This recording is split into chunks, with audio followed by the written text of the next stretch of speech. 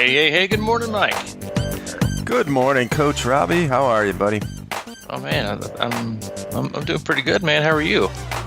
Doing pretty good. I mean, how can you not be good? The Olympics are rolling.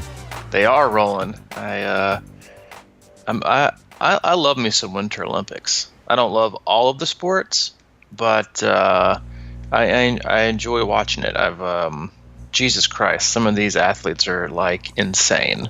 And it's pretty cool to watch. I've really enjoyed watching a lot of the biathlon stuff, especially, and then like the skiathlon stuff. It's like it interests me a lot. Because a lot of the I think just when you see athletes competing, it's like such a high level that they've been training for 4 years. I think it's always interesting to watch and learn some things. But a lot of the more popular research papers that have been done on what a lot of people call like polarized training and training distribution stuff for endurance athletes is done on cross-country skiers in Norway and some other places. So that kind of piqued my interest. But you watch these people in the biathlon, and I think like you see them, and then you see like the hills they go up with their cross-country skiing or freestyle skiing, and then they have to get on the ground and shoot a rifle.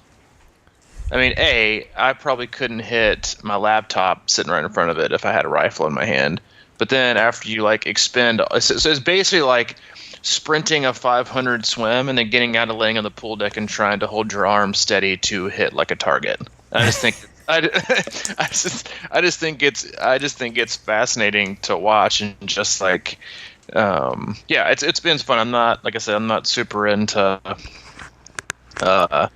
some of them, but I do think it's fun to watch. And then I think it's just really cool in general to watch people, regardless, honestly, of like the country. The USA makes it a little more awesome, but just capturing gold medals or any medal. Like, I think one of the cooler stories is like when you watch an athlete win like the very first medal ever for a country in a specific event.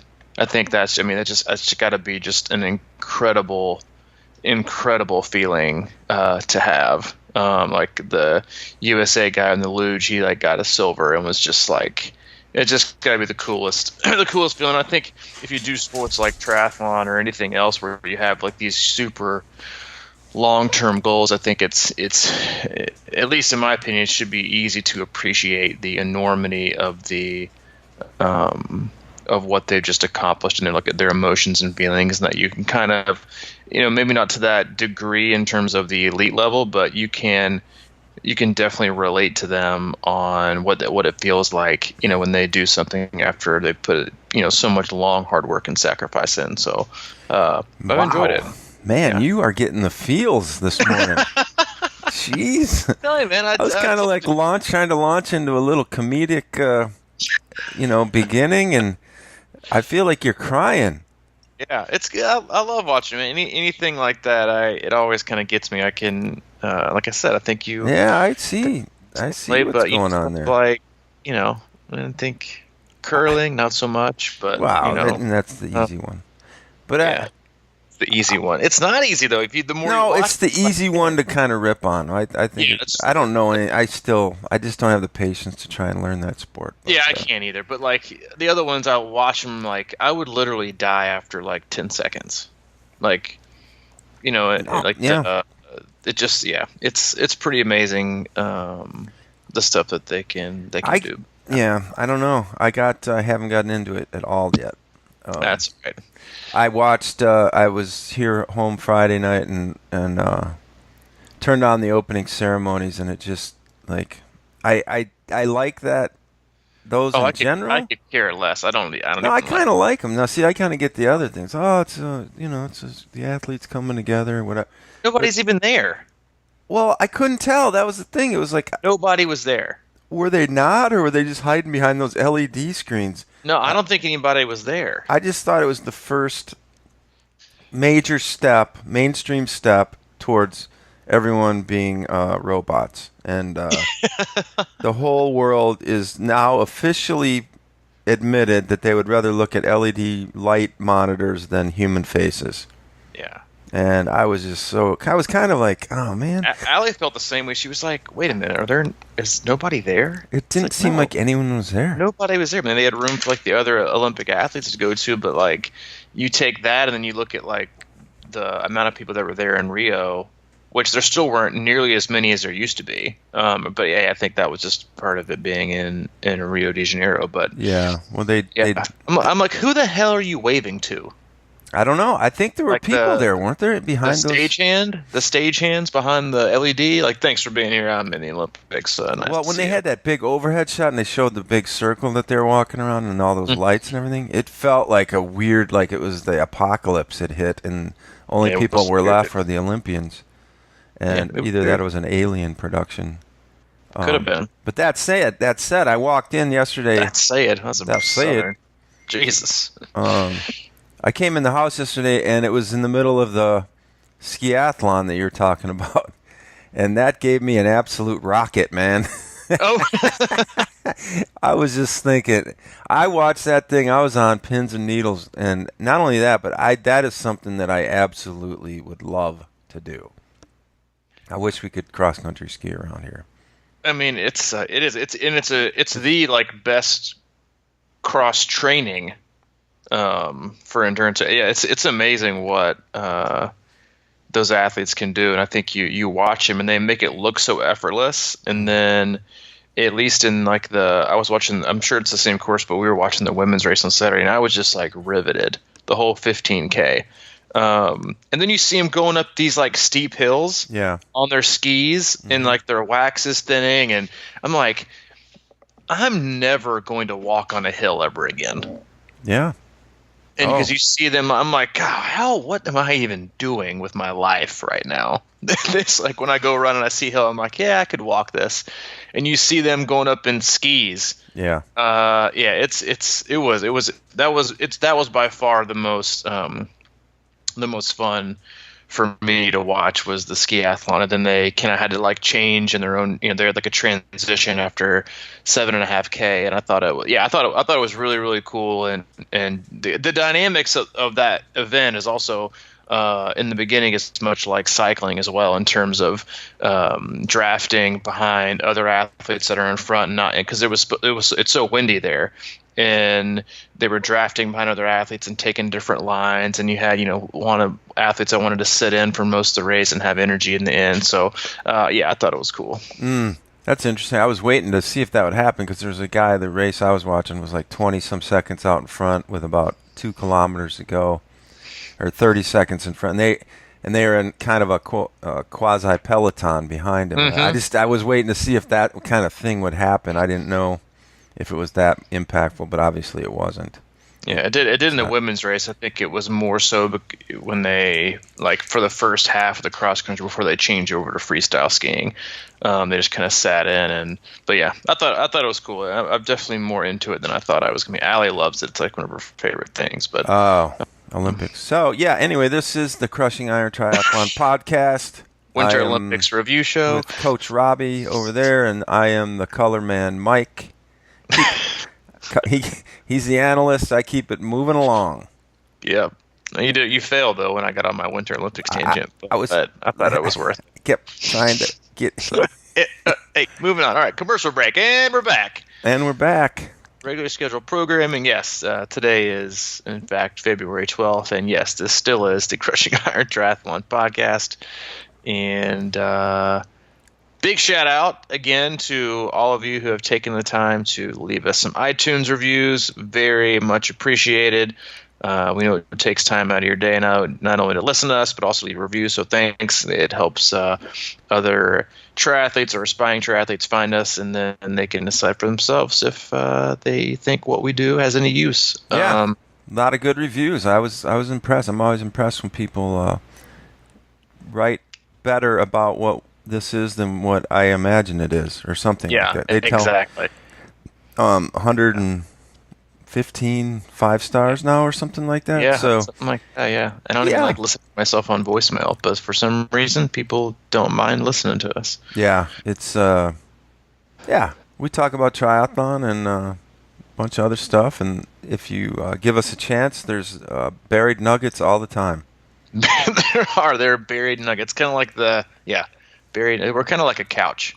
Yeah. We're relaxing, non-intimidating, and every once in a while, when you lift up a cushion, you'll find a little nugget, little Yep. And quarter, if you little know, prize.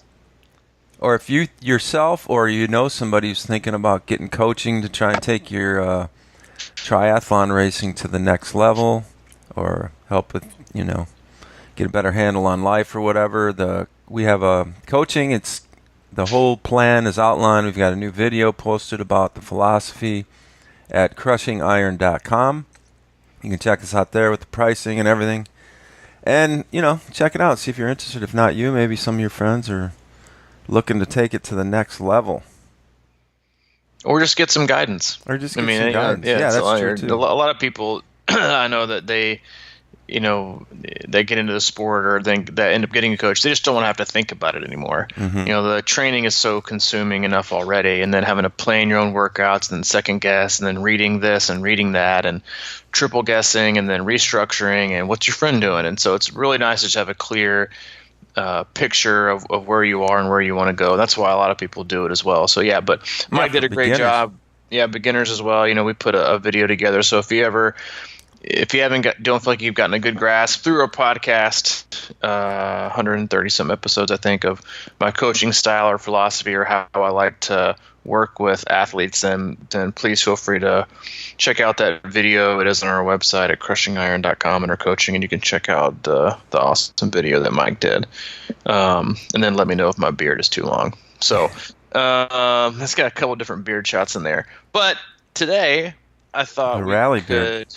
Yeah, the rally. It is my winter rally beard. We could revert back into some of the Crushing Iron closed group questions. So if you're new to the show and you're on Facebook and you want to join the conversation, we do have a Crushing Iron closed group. You can just search Crushing Iron group, send us a request, and we will let you in unless you're a bot or some hacker from another country. We will let you in. But we posted something to the group last week about questions, and we got off on a little tangent and had what I thought was one of our better podcasts, honestly. But now we're back, and I figured we could hit some of the questions that were posted. I think we had something like 50 or 60 comments, so I figured we'd pick 3 or 4, and if we can get past that, then we'll do some more. All right. So we're going to get functional here. Yeah, we'll get functional. And I'm scrolling through right now. I didn't want to list them just because, honestly, a lot of these, not a lot, but quite a few of them we've covered in some other podcasts. And while I know that not everyone has enough free time and bathroom time to listen to all of our podcasts, some of these we have covered in pretty well in depth in terms of other podcasts. So I wanted to kind of pick on some ones that maybe we haven't touched on. And I did want to touch on first and foremost was what Molly Morgan asked, which was, what are your thoughts at all on the new USAT announcement the other day about their efforts to try and grow the sport? And that was something I had kind of read a little bit about. They just had the Triathlon Business International Conference up in the TBI, and basically I think that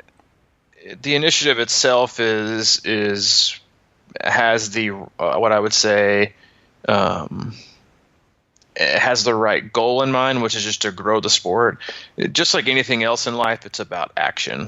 And I think a lot of this stuff, and most triathlon stuff in general, is really self-serving. Which I think is kind of the problem. Like everybody wants to grow the sport.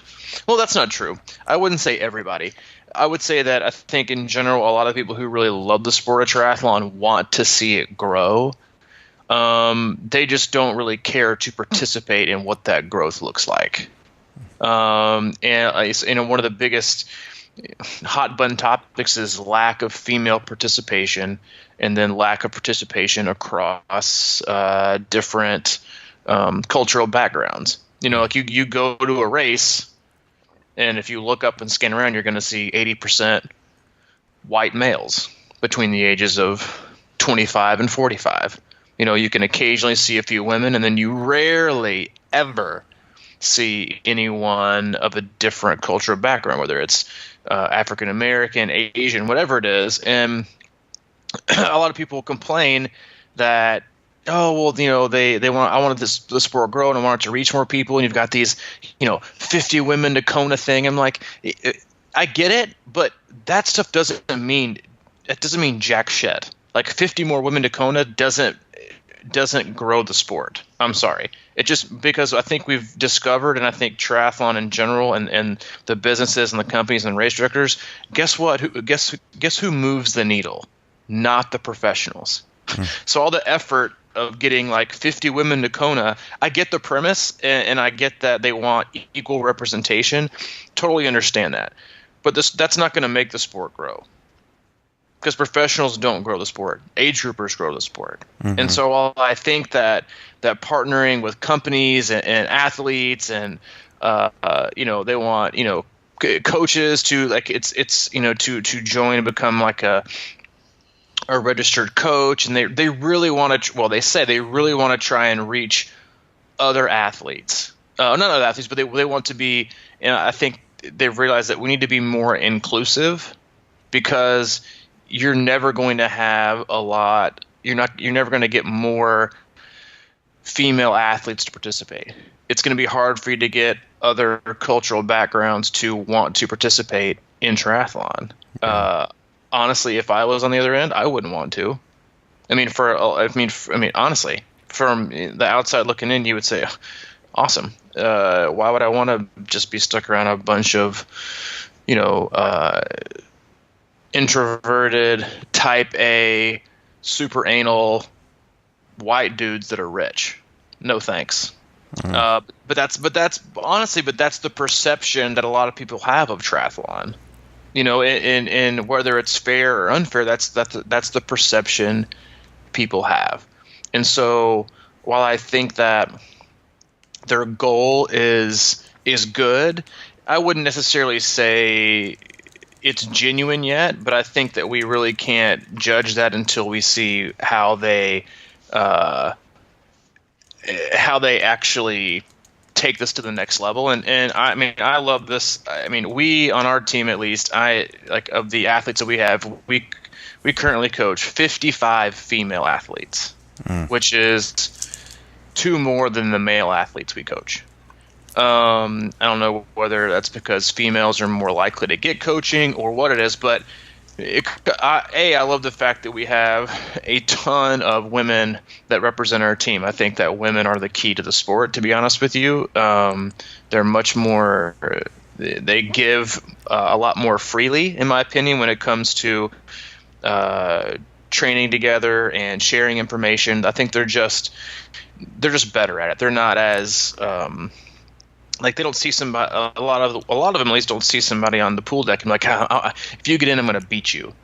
Like they're more likely to strike up a conversation. At least the ones I know. So I think that's a great way that the sport is going to grow. And we even have, and this was something that we started back when we started doing this full time, was I even have a coach athlete option.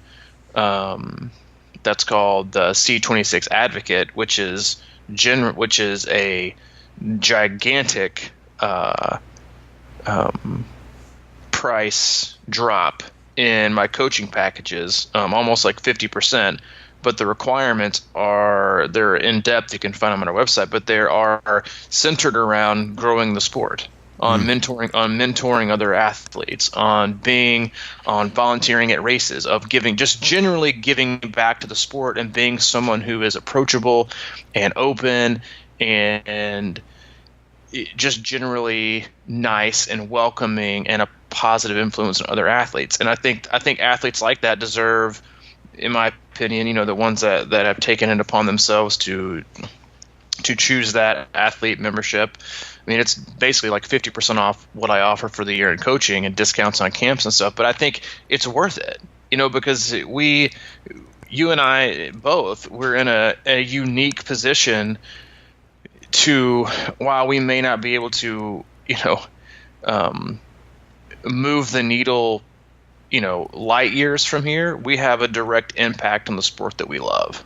And I think that that's something that a lot that athletes and coaches and sponsors and businesses should really take ownership of. And that, listen, like, if just from a podcast perspective, yeah, we can do 2 podcasts a week. We have a whole library out there, videos. But like we literally do. Yeah.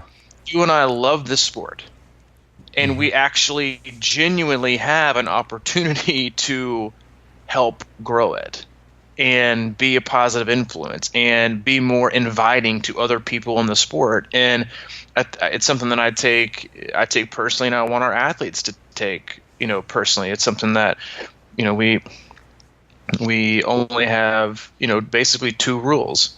Don't be a diva, don't be a dickhead. Everybody else is welcome. Yeah. It's about giving back and giving freely with your information and just being kind to other people. And so while it's kind of a tangent, but while I think the initiative is great, it's going to take a lot more service than, honestly, the most triathletes in my experience are actually willing to give, because most triathletes are in it for me, not us. And that's why the sport is where it is today. Yeah, I always get kind of skeptical of any kind of initiative like that and those types of things, because it just seems like it's, I don't know exactly what you're even talking about, to be honest, this one, but it's like, I feel like a lot of times it just gets I worked in corporate America for such a long time, and we always tried to do stuff like that, because it was like something we had to do, and we'd kind of, try to create some kind of public service thing. And I think it's, it's a good thing or whatever, but it really comes down to being the change you wish to see. Who's that quote from? Be the change you wish to see in the world. And like you're saying, I think that when I got in the sport 6 years ago or whatever, and thank God I met you, because I was kind of fledgling along early in the game, trying to get information and trying to meet people and what have you, and it was like trying to break into Fort Knox, this whole triathlon thing sometimes, because everybody wants to withhold their secrets, and I know, it's nuts. It's I think it's funny, because when we started this podcast, we were talking about this before. We're about the, I don't know, maybe 6th one in or 5th one in, and you were just like laying out the info, man, just like no holds barred, no secrets whatsoever. And we actually had a conversation. Are we talking about too much stuff here?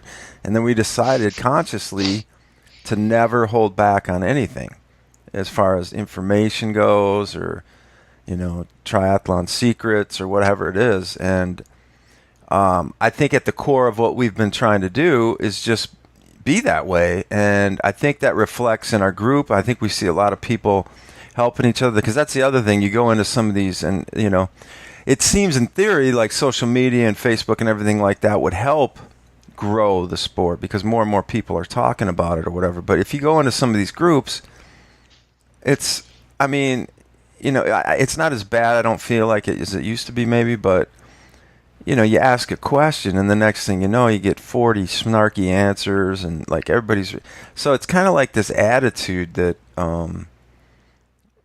I feel like it's got to change a little bit. And I feel like it has been. Maybe it's just because we're around the people that have been listening to this, and maybe want to approach it differently in general. And not only triathlon, but just how they're treating people and stuff like that. I posted the other night on Twitter, it's like, how about we just try something like being nicer to each other? And Right. I think that kind of stuff goes a lot further than making some big, broad proclamation that we're going to change the sport. I just think that stuff kind of goes in deaf ears a lot of times, because we hear it all the time. And is this really something that goes? I don't know. I think the power is usually in grassroots kind of movements these days that come from the right angle. And so let's, we're all in. We talked to Steve Del Monte a few podcasts ago, and he's leading, by example. He's putting back together the all-female triathlon in Philadelphia, and creating he always creates a welcoming, warm, fun, safe environment for his triathlons. And I think that's where it starts, you know?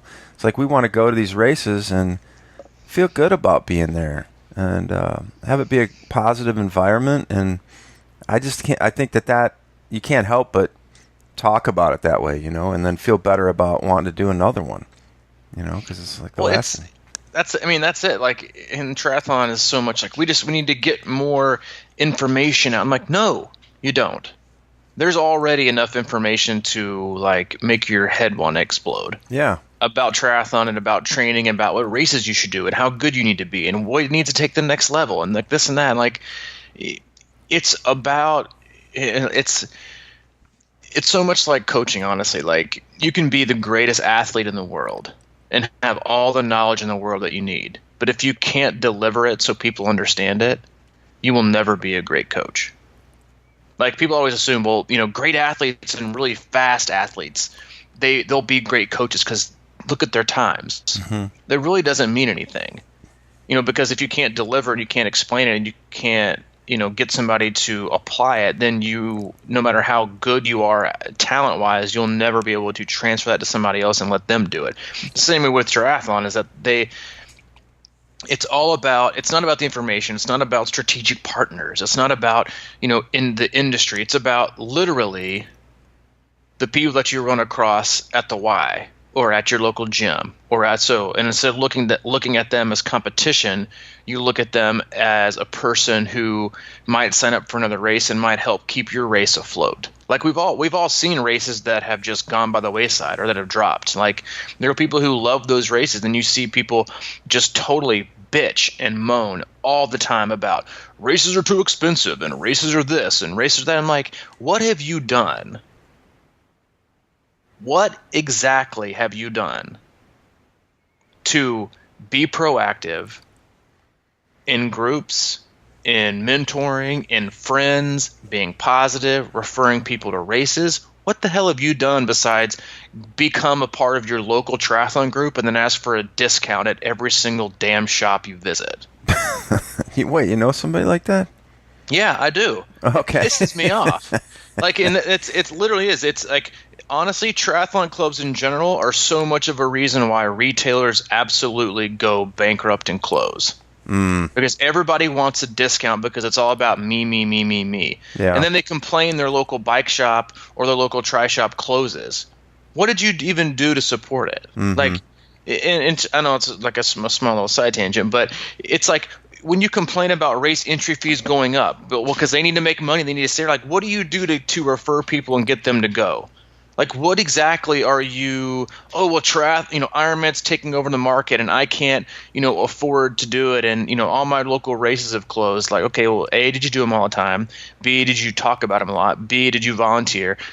Whatever it is. Like, what exactly? If you're complaining about the sport not growing, you're complaining about things getting more expensive, you're complaining about this and that.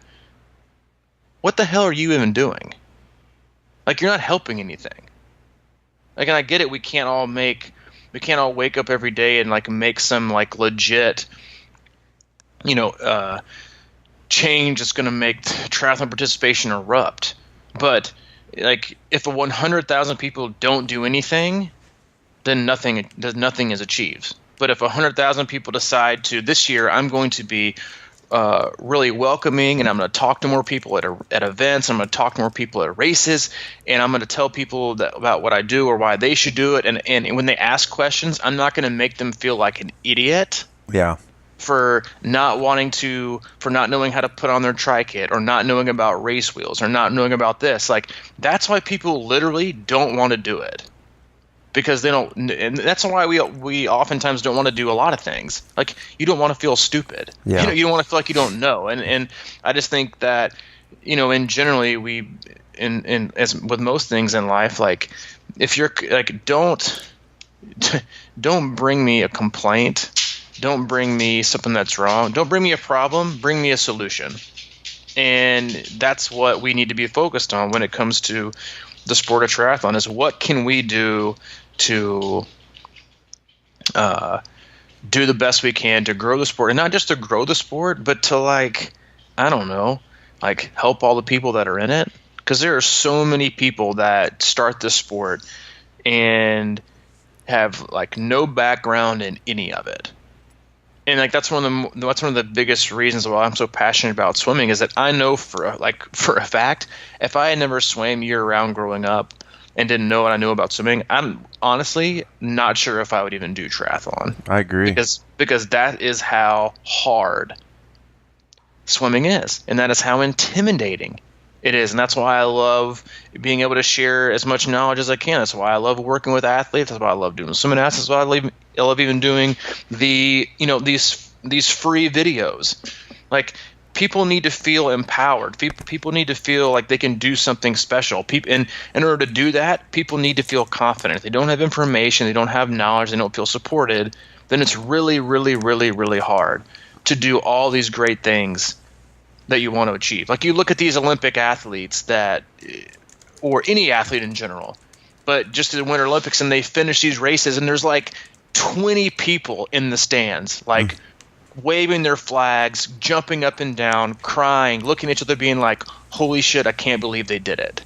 Like, it takes a whole village to get a lot of us to where we need to go, not just in life, but in athletics and in our jobs and our professions and our families. It takes a lot of people, and if we really want people to be like move forward and we really want to move the needle in triathlon, then we need to be able to like honestly and genuinely support people. Like, liking people's post on Garmin Connect or on Strava, that isn't really supporting people. It's just not. Be a good example and push and be friends with people, and don't, I don't know. It's we can all do better. Like you said, everybody can. Like, when you look at somebody, why can't we just, being nice and kind and open and generous with your time and your knowledge, that's that stuff right there is what can really make huge changes in a lot of areas. Yeah. But in talking about the sport, that's where we need to go. I think so. I mean, I remember, I've done, 5 or 6 Ironman, and I still get that kind of like weird feeling at the beginning, hanging around the transition. It's so intimidating sometimes.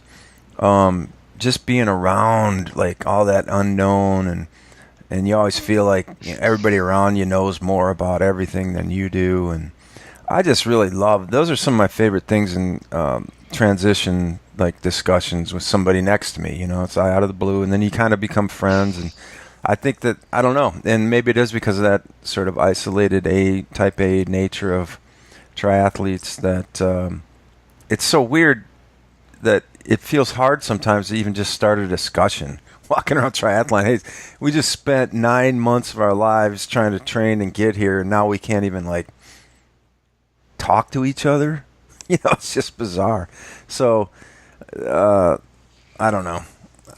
It seems like it shouldn't be that hard because it's a cool sport. It's positive change in most people's lives, and we should be celebrating that. Well, it can always be a positive change in everybody's life if we choose to help them find that. Mm-hmm. I think that, I believe me, I haven't always been the most chatty person in transition area, but I can tell you that I just haven't. But I can tell you that some of the most meaningful conversations that I've probably ever had, I don't think that if you've been in this sport for even just like a year, and you've done a lot, a lot, I don't think we sometimes give ourselves enough credit of what a 30-second conversation could do to somebody's day. Yeah. And now that in the last couple of years, hey man, how's it going? Oh yeah, hey. And you see the fear in people's eyes when they're afraid to ask you a question. Or you would think that someone asking to borrow your pump in transition is like them asking to borrow $1 million from a stranger in an alley. They're like, hey, you have your pump in transition. You look across the way and you can see 5 guys being like, all right, well, I don't need to make eye contact. I'm going to ask him.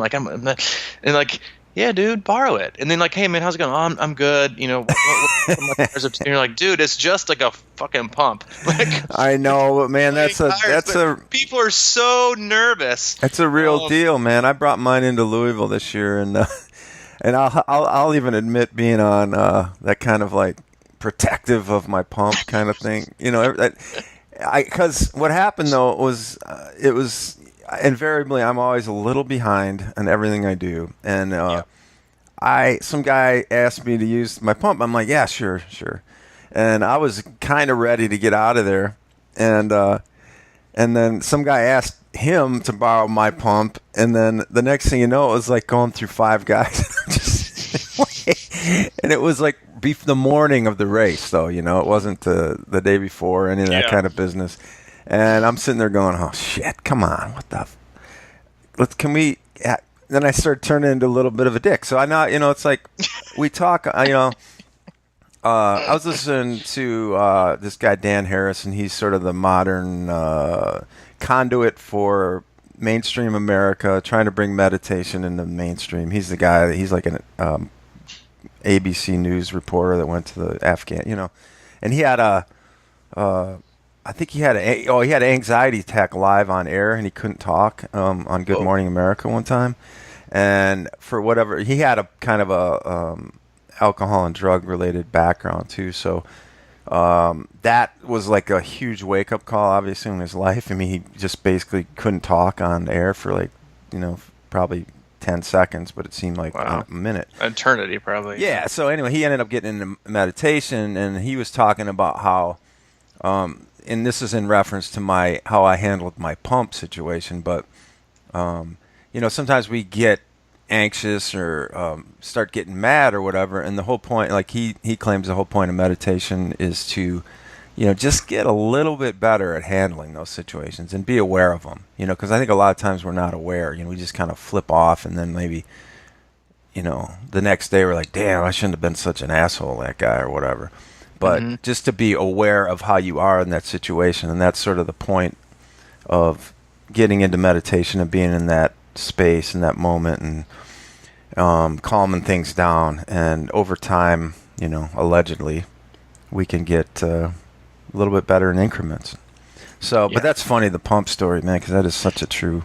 It is, man. It's and you're afraid everybody's gonna go run a train on your pump. You're never gonna see it again. It's like, but it is, and like you have all these athletes like, you know, hey, is this your first? And Mhm. like they honestly, most of the time, they really don't care if you've done one or not. They just want you to ask them so they can tell you it's their first time, so they can ask you questions. Oh yeah, that's cool. Which is totally okay. Yeah. Like, and I get it. Like, I remember the first ones I did. I felt like you feel when you walk in transition, you literally feel like everybody has done Kona 28 times, and this is their like 10th Ironman, and you're the only beginner. Hmm.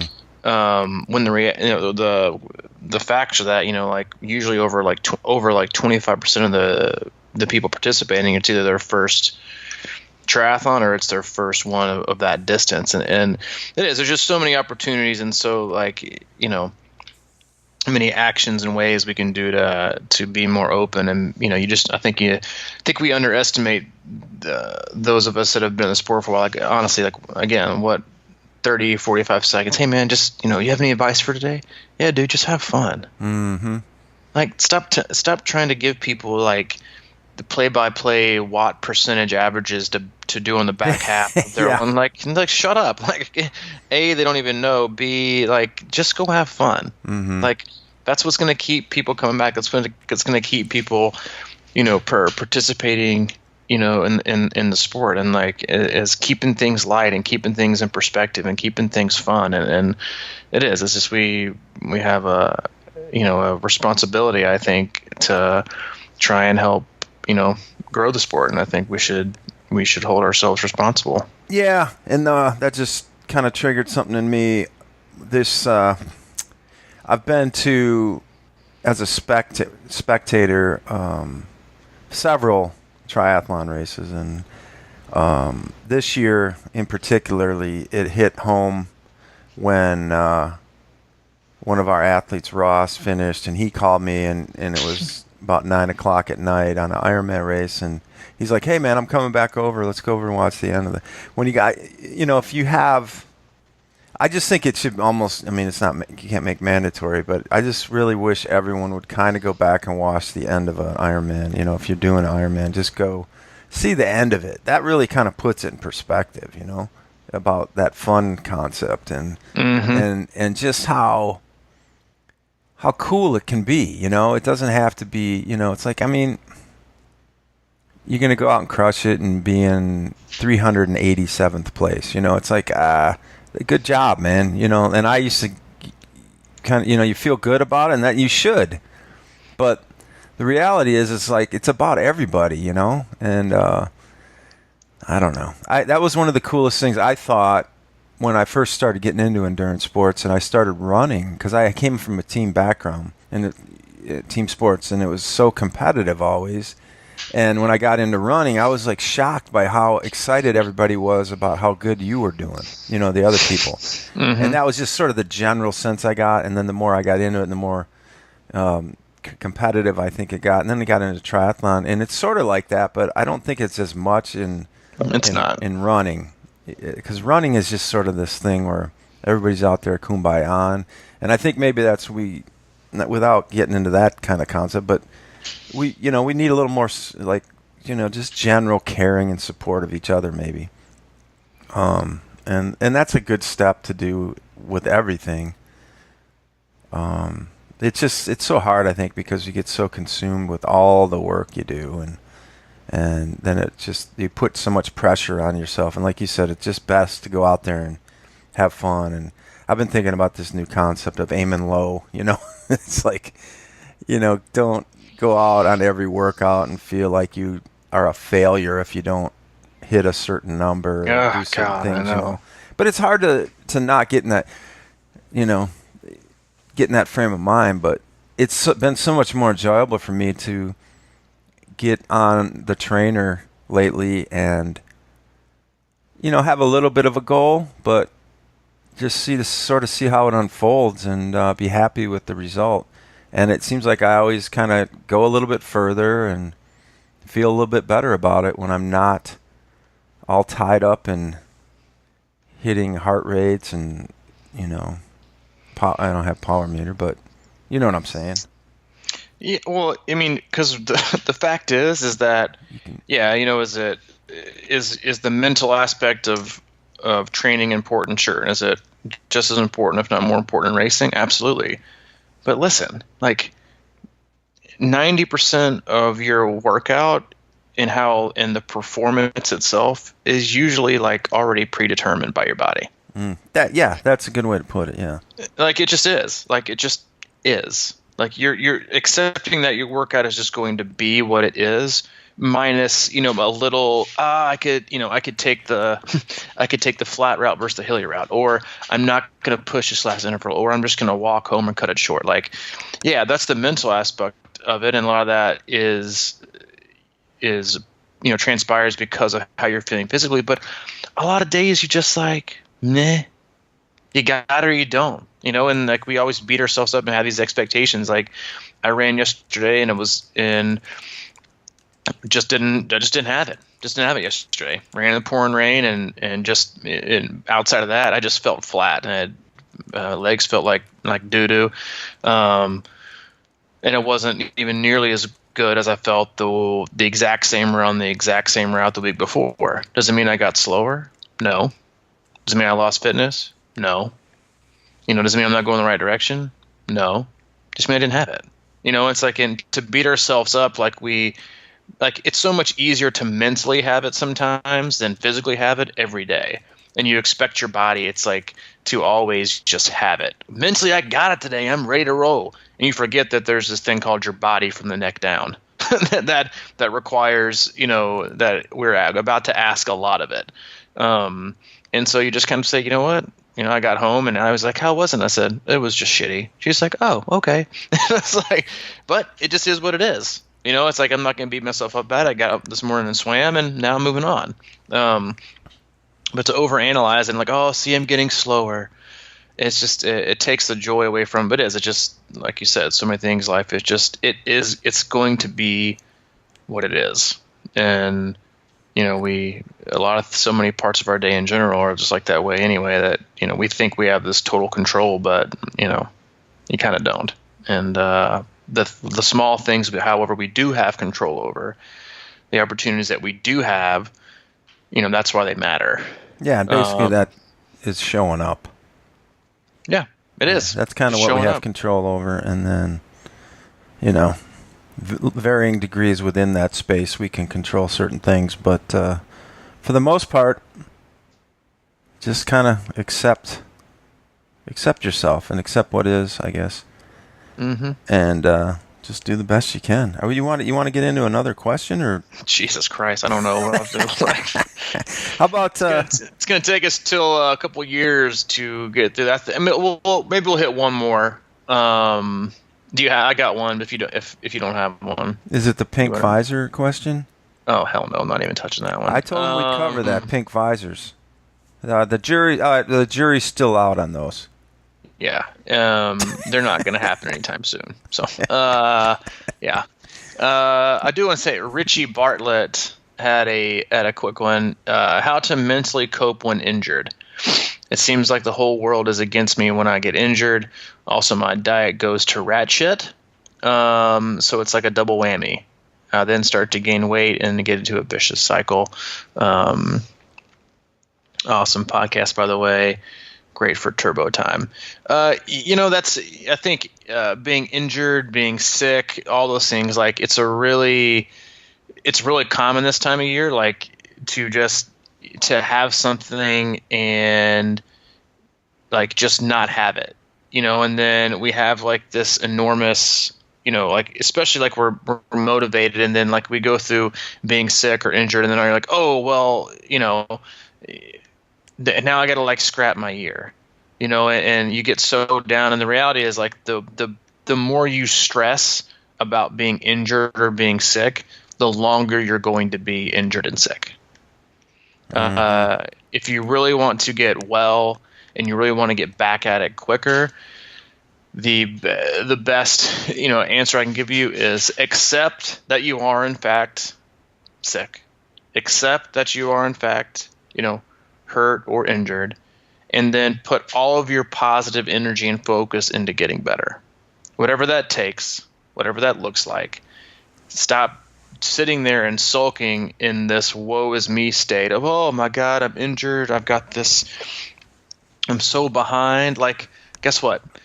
9 out of 10 people over the course of the year are going to get sick, are going to have some kind of a niggle or pain or an injury. They're going to have some kind of work-life obstacle. They're going to move. They're going to change jobs. They're going to get married. They're going to get divorced. They're going to do all these different things. Pretty much everybody. That's just life. Like, it just is. Like, most people, I would say maybe not 9 out of 10, but 7 or 8 out of 10 of the athletes you're going to come across in your next race, guess what? Their life ain't perfect either. But it's how you respond and how you choose to, not become. We talk about this all the time. Don't become what you are. Don't become your injury. Don't become your sickness. Don't become like and just label. I'm just injured. All right. Focus all of your energy, everything you have, into being positive. You know what? I'm injured, but you know what? I'm going to make the best out of this time. I'm going to eat right. I'm going to sleep right. I'm going to totally recover so that when I come back, guess what? Maybe it'll end up being the best thing that happened to me this year. And you know what? Better to happen in February than in June. Mm-hmm. And looking at it those ways and saying, you know what? The best thing I can do right now is get better quick. In order to do that, I need to sleep. I need to sleep right, eat right, drink right, do all the things I need to, all the maintenance stuff, and then get back and hit the ground running, and just continue to take steps forward and not take any steps back. So, I don't know if that was helpful or not, but the athletes that I work with that come across a little niggle, or right now it's especially it's like the flu or some viral infection, whatever it is, like just take the day off and sleep some more, some more. Like nobody ever got worse from taking an extra 2 days to sleep, or to get better, and you can either have it lingering forever, or you can get better and then just get ready to have at it. So, don't Don't become your hamstring injury, and or whatever it is. And you surely don't want to be the guy in transition in 8 months from now, and somebody's asked, "Hey man, how you feeling?" "Oh, well, I've had this like lingering thing all year, and I'm just not really where I want to be." Nip it in the bud, and don't become what you have now, so you can just use it as an excuse later. Mm-hmm. Get well. Yeah, no, that's good advice. It's hard to get out of that woe is me thing. I know it very well. When you're sick, it's easy to sit here and say that, and then but like Starkey said, he always, if he feels like he's getting sick, he goes to bed and just sleeps as much as he can, and it's that recovery aspect of it that it seems like you're wasting time. It seems like you should be doing, something active or proactive, and sometimes it's just all about rest. And like you said, I mean, drinking fluids or eating healthy, because sometimes it's like we get into these funks because we go through bad cycles of not eating healthy or not whatever, and the healing process can be painful. And it kind of like throws you into a deeper, like I've noticed, if you try and shift your diet back to something healthy after you've been eating like crap, it's all about cleansing then, and that becomes even an uncomfortable phase. And then it's definitely, you sulk deeper into your thing. And one of the things because I had a injury a long time ago where I kind of severed a tendon in my finger, and it was a baseball injury, and the one thing I didn't do was proper rehab, and to this day my finger's a little crooked because of it. And I always marvel at these injuries and these athletes that come back from injury, and because I know that they're not taking their rehab or their whatever it is. If you, like you're saying, if you got a little aching hip, or you're if it's not like a serious injury, and so many of us won't do the little things to kind of, you know what I mean? Like there's always these little running type exercises that we can do to strengthen our hips or strengthen our core or stretch out, or whatever the case may be. Those are like the last things we want to do. We just want to dive back into it, and I just think sometimes it's better to take a nap, get up, and do some of your little running exercises. And everything you do affects the next thing you do. I know it's super. I mean, you should always live a little, but yeah, like you said, like it's a lot, especially with food. It's just like I had an athlete that was actually just texting with before we did this podcast, and I was commenting on this athlete's Training Peaks. It's like, hey, did you get this run in? Just wanted to check in yesterday, and this athlete said, that would be a no on yesterday's run. I had a rough day yesterday, just felt off. It was weird, super tired. Believe me, I'm beating myself up for over it. Should have just gotten on the treadmill. And then like 2 seconds later, the same athlete texted me and said, you know what? No, it wasn't weird after I think about it. I totally sabotaged my day. Birthday party with bar food and drinks on Saturday night, and then I ate like garbage some more on Sunday. Use it as an excuse to sit around and just because I just felt like crap. Keeping it honest. I mean, we do that all the time, but it's just like it's really hard to come back from something like that. And then we always tell ourselves, like, especially if you're injured, what's eating like crap going to do? Like, I can't do anything tomorrow anyway. And then you get into these phases, and remember, like, I truly believe this. Every single day, you're either creating a habit or you're breaking a habit. There's really no in between. Every single day, you're either creating a good, positive, sustainable habit, or you are either consciously or subconsciously breaking one. And every day you wake up, you get the opportunity to start or continue a really good, positive, and influential habit, or you get the equal opportunity to break or obstruct a cycle of a bad or poor habit. And there really isn't any kind of in between. Because you're always either going to do less of it or more of it, or do it all the time or do it never. And that's just part of the Yeah, it's a great way to look at training too. I'm either practicing being inconsistent and keep telling myself I'm gonna get it together, or I'm practicing being consistent. And the more consistent you are, the greater things happen. You like that consistency? A little bit. A little It's bit. where the magic happens, baby. Consistency is where the magic happens. Yeah. We'll get to the other questions at some point. maybe I'll see. There's like 20 more. Maybe depending on how my schedule goes the rest of the week, maybe I'll try and get a Facebook Live going on the Crushing Iron closed group, and I can knock out a few that way. Sometimes that's the best way to knock out these questions, because we don't get off on a tangent and only cover 2 over a 1 hour podcast. Yeah, but I mean, hey, we're thorough. What can we say? Thorough, yeah. It's not headline clickbait here. This is not headline clickbait. Yeah, because what's worse than that, right? Yeah. Oh, this looks interesting.